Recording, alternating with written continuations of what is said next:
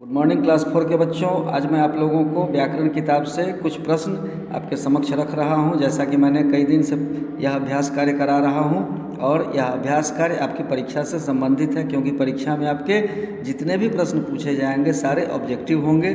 और उस ऑब्जेक्टिव प्रश्नों की सूची में मैंने इससे पहले प्रतिदिन 4, 5, 3, 4, 5, 3 इस तरह करके ऑब्जेक्टिव प्रश्नों को लिखाया है, बताया है। आज मैं फिर आपके सामने कुछ व्याकरण के प्रश्नों को लिखा रहा हूँ।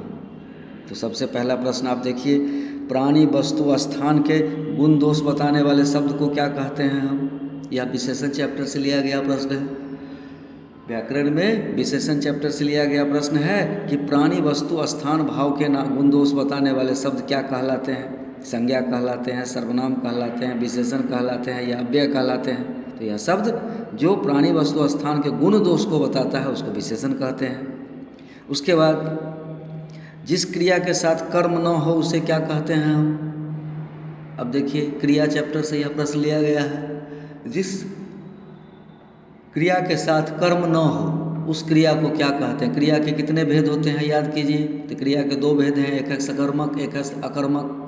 अब सकर्मक को याद कीजिए, तो जिसमें कर्म छिपा हुआ हो उसमें उसको सकर्मक कहते हैं, जिसके साथ कर्म हो उसे सकर्मक कहते हैं, और जिस क्रिया में कर्म न हो उसे अकर्मक कहते हैं। तो यहाँ आपका ऑप्शन हो जाएगा अकर्मक। उसके बाद तीसरा प्रश्न है, भाषा का क्षेत्रीय रूप कहलाता है। भाषा का क्षेत्रीय रूप कहलाता है, क्या कहलाता है? भाषा चैप्टर से है ये, भाषा चैप्टर से है। आपके पास बहुत सारी भाषाएं हैं जिसमें भाषा का जो क्षेत्रीय रूप है, छोटा तबका, छोटे कस्बे, छोटे इलाके में बोले जाने वाले भाषा को क्या कहते हैं हम? तो उसको हम बोली कहते हैं, इस तरह से।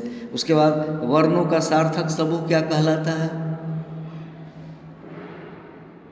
वर्णों का सार्थक समूह क्या कहलाता है? तो वर्णों का सार्थक समूह शब्द कहलाता है। आपके पास ऑप्शन कितने होंगे? 4 होंगे, उसमें से एक शब्द आपका सही है तो वह शब्द है। इस तरह से आप इसका आंसर लिखेंगे और तब आप